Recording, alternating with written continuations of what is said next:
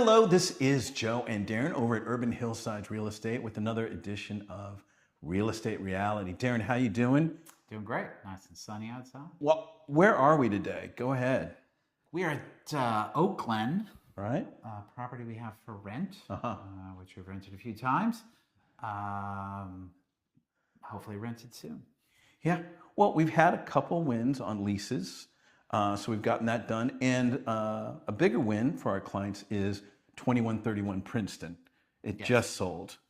Great property. Showed well. Just people fell in love with it. Yeah. They really did. 5 offers. Went into escrow within 7 days. Well over list price. Yeah. And the buyers are super happy too. They're going to be a great addition to the neighborhood. Yeah. I was thinking that. Yeah. Your neighborhood. Yeah. All right. Well, look, guys, we're going to talk today about rates. We're going to get some comments on the 50-year mortgage that's been bandied about lately. And I guess that's it, really. Oh, and of course, the deal of the week. So let's not forget that. So let's talk about rates. Darren, what are your thoughts on rates right now? And has it really done anything, these quarter-point cuts? Right. So has it done something? Yes. The biggest move was in anticipation of the first quarter point reduction. Right. When it actually hit, there was no movement. The movement had already taken place. Right. The second quarter point reduction did not move the needle. Right. So here we are. We've had a total of a half point in rate cuts, and we've had the equivalent of a quarter point in reductions, roughly. Right. And last we checked, I think yesterday it was 6.29. So right. It's moved down, but not dramatically. And going forward, December, conversation about cuts, there was resistance about whether it would happen, jobs versus inflation, and that jobs versus inflation persists, although the government shutdown will take a hit on GDP, which I think there's hope that we will get another one. That's not clear yet. Now that the government's open again, will start being firmed up a little more in conversation. Okay. So wait and see on December. Yeah. It's kind of up and down. All right. So rates, we're done with that. Now we're going to talk about what Trump has talked about, which is a 50-year mortgage. One of the things that I immediately went to is that this is kind of the trend lately, right? Where we have more expensive autos. So what do? Now they're trying to offer 7-year windows. Yeah. We've got the phenomena of pay now or buy now, pay later with services like Klarna. And now we're extending that now to the idea of mortgages. What do you think of that? Right. It's not a surprise. The foundation, the reason for it was that more people can afford. Sure. But I think when you look at the formula, there will be some who benefit. Right. Clearly. Right. But a larger percentage will not benefit.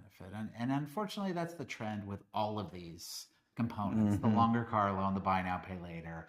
It's all about what you pay on a monthly basis, a weekly basis, whatever it is, whatever you're buying, compared to the overall long-term purchase price. My guess is, if we were to do a 50-year mortgage, it's going to be like going from a 15 to a 30, right?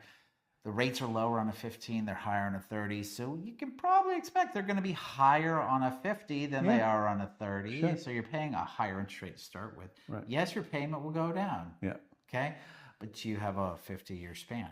For those who are like just starting their career and like have lots of upside potential, great opportunity. You're Get in your 30s, now, lots of longevity, and in the end, you can refinance at 30, a couple years in. But you're not going to be paying down that balance as much because it's interest front loaded, and halfway in the middle, through, it's half and half, and So ultimately, it can be a bridge to get somewhere. Is it a long-term solution? No, and I think that applies to all of these options you're talking about.